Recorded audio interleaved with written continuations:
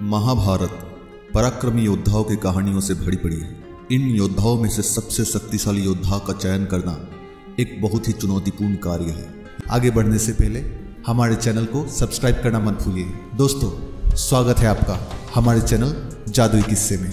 हमारी सूची का पहला योद्धा महाभारत का एक ऐसा योद्धा जिसने अर्जुन से धनुर्विद्या सीखी तो श्री कृष्ण से युद्ध की रणनीति और भगवान श्री कृष्ण की नारायणी सेना के सेनापति सत्याकी। जब श्री कृष्ण की नारायणी सेना के दुर्योधन की ओर से लड़ने की घोषणा हुई, सत्याकी कौरवों की ओर से लड़ना उचित नहीं समझा और अपना पद त्याग कर पांडवों की ओर से लड़े।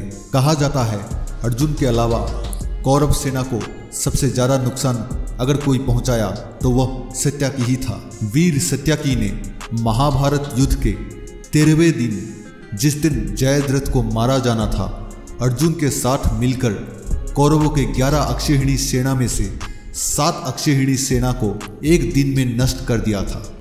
सत्याकी महाभारत के उन गिने चुने योद्धाओं में से है जो युद्ध के आखिरी दिन तक लड़ते हुए जीवित रहा और बाद में यदुवंश का सेनापति का पद कई वर्षों तक संभाला। हमारे सूची का दूसरा योद्धा है महाबली भीम, जिन्हें लोग भीमसेन कहते थे। कहते हैं कि भीम में 10,000 हाथियों का बल था और वह गदा युद्ध में पारंगत था।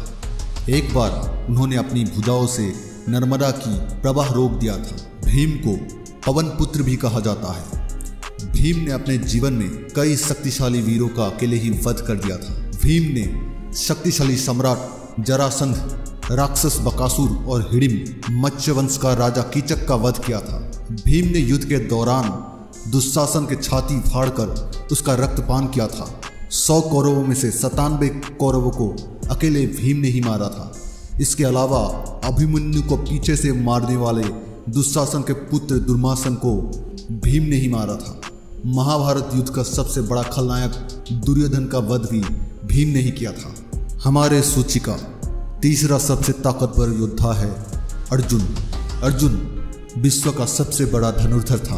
उन्होंने भगवान इंद्र और अन्य देवताओं से बहुत सारे दिव्यास्त्र प्राप्त किए थे। अर्जुन ने महान शिक्षक द्रोणाचार्य से अस्त्र शस्त्र का विद्या लिया था। अर्जुन को भगवान शिव द्वारा पाशुपत अस्त्र भी प्राप्त हुआ था।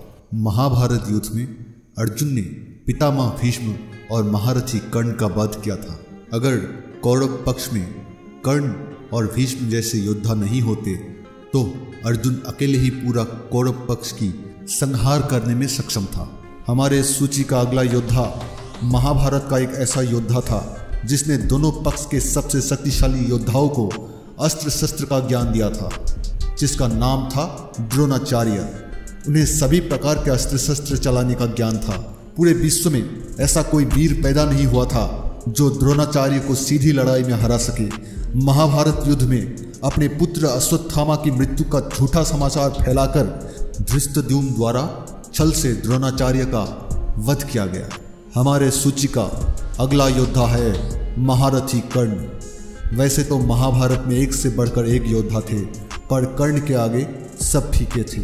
महाभारत के युद्ध में पांडव पक्ष के सभी प्रमुख योद्धा, जिनमें अर्जुन, युधिष्ठिर, भीम, नकुल, सहदेव, शिखंडी, द्रुपद, धृष्टद्युम्न, रणछोड़ सातकी, कृष्णपुत्र प्रद्युम्न, घटोत्कच, पांडव पुत्र के उपपांडव और नारायणी सेना के सेनापति सत्याकी, इन सभी को एक बार नहीं कई बार पराजित किया था। अगर कर्ण चाहता तो सभी पांडवों का वध कर सकता था, परंतु दानवीर कर्ण ने माता कुंती को वचन दिया कि युद्ध में अर्जुन को छोड़कर किसी भी भाई का वध नहीं करेंगे, और अपने वचन को निभाते हुए कर्ण ने महाभारत के युद्ध में इन सभी को हराकर घायल करके छोड़ दिया। युद्ध में कई ऐसे मौके आए जब कर्ण अर्जुन को मार सकता था, पर उसने युद्ध नियम के उल्लंघन कभी नहीं किया। महाभारत युद्ध से पहले कर्ण ने अपना कवच भी दान कर दिया था, लेकिन फिर भी कर्ण इतना शक्तिशाली था कि बिना कवच के भी अर्जुन उसे हरा नहीं पा रहा था। अर्जुन ने भगवान श्री कृष्ण के आदेश पर निहत्थे कर्ण को अपने रथ का पहिया ठीक करते समय मौका पाकर छल से वध किया था। हमारे सूची का आखिरी नाम और महाभारत काल के सबसे शक्तिशाली योद्धा पितामह भीष्म महाभारत की कहानी में पितामह भीष्म को एक बहुत ही शक्तिशाली योद्धा माना जाता था जिसे हराना नामुमकिन था। भीष्म को इच्छा मृत्यु की वरदान प्राप्त था। उनकी इच्छा के विरुद्ध उन्हें कोई नहीं मार सकता था। भीष्म ने विष्णु अवतार परम शक्तिशाली महर्षि परशुराम को भी पराजित किया था। यदि अर्जुन ने महाभारत युद्ध में शिखंडी को आगे नहीं किया होता तो उन्हें हराना लगभग असंभव था, क्योंकि भीष्म ने प्रण लिया था कि वे कभी किसी स्त्री के सामने शस्त्र नहीं उठाएंगे। दोस्तों, अगर आपको हमारा यह वीडियो अच्छा लगा तो हमारे वीडियो को लाइक और हमारे चैनल को सब्सक्राइब करना मत भूलिए। धन्यवाद।